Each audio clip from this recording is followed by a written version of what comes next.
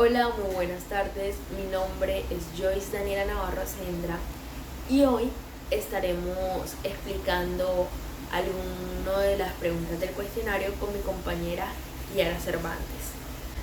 Primera pregunta. De acuerdo a la lectura sobre el primer título, El mundo está loco loco, ¿qué comprendió? Expliquen sus palabras.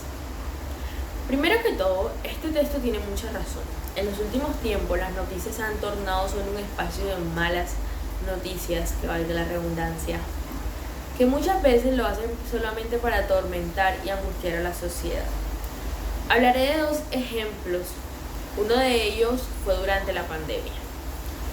Al comienzo de lo único que se hablaba era de cómo aumentaban los casos de COVID uno a uno, cómo la tasa de contagios aumentaba y ningún noticiero hablaba de cómo iban a hacer las autoridades para minimizar los contagios o cómo se iba a parar esta enfermedad.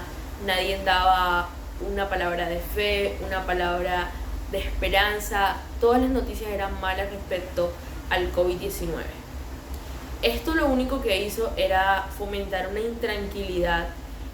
Las personas se sentían muy intranquilas, con miedo a salir, y lo único que hacen esta noticia tras noticia es colapsar a las personas y que sientan muchísima angustia y miedo. Cuando hablamos de la comunicación encontramos una triple finalidad. Explica cada una de ellas e ilustre con ejemplos. La primera es informar para formar. Un ejemplo de este es cuando en los programas de radio hablan de un tema de interés social y permiten la interacción del oyente. Esto influye en el pensamiento de este y permite impulsar corrientes de opinión pública. Esto quiere decir que bajo esta medida la radio impulsa a la sociedad a una buena decisión o también mala, dependiendo del tema que se esté llevando a cabo. Informar para inconformar. Ejemplo, cuando las emisoras y los programas de noticias hablan respecto al caso de que los niños ya pueden entrar a clases y muchos de los padres están de acuerdo y otros no, de esta manera queda inconforme, ya que como podemos ver, todas las personas somos diferentes y pensamos de manera diferente, que valga la redundancia. Entonces, mientras que hay padres decididos a mandar a sus hijos al colegio, a que estudien y a que pues creen los lazos que se venían, que es lo normal antes de la pandemia, hay padres que piensan que no, y como muy bien lo dice, si los llevan a parques, los llevan a sitios públicos donde sí están expuestos de verdad al virus y con muchísima más gente. Entonces inconformamos a esas personas que no quieren escuchar la realidad. A través de programas de reflexión social se puede transformar, sobre todo desde la conciencia y el corazón. ¿Por qué utilizamos la palabra corriente de opinión? Expliquen ampliamente y cito un ejemplo. La palabra corriente de opinión se utiliza para hacer referencia a las opiniones de la gente en una corriente de pensamientos de poder. ¿Por qué poder? Porque cuando corremos la voz y cuando interactuamos con la sociedad, nos ponemos de acuerdo por una buena causa y luchamos por eso, conseguimos lo que queremos. Entonces eso hace nuestra voz, al yo contársela a otra y esa persona estar de acuerdo, ponerse en pie de lucha conmigo, creamos una corriente. Uno de los ejemplos es cuando este año, el año 2021, a comienzos del mes de abril, mayo, se dieron unas protestas por la inconformidad de la ley, de la nueva reforma que el presidente quería colocar, y a la gente no le pareció, la sociedad corrió la voz, se puso en lucha, se pusieron de acuerdo, crearon un poder casi invencible, salieron a luchar, a protestar, todos unidos por una misma causa y por un mismo país. Entonces esto crea el tener esa voz, el hacer una fuerza. ¿Considera que la radio sí crea consensos sociales? Explique ampliamente.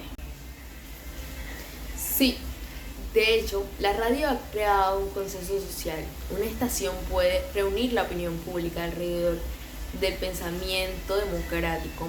Puede movilizar a la gente para que apoye de alguien que lo necesite en algún momento noble y puede influir referentemente en la toma de decisiones colectivas.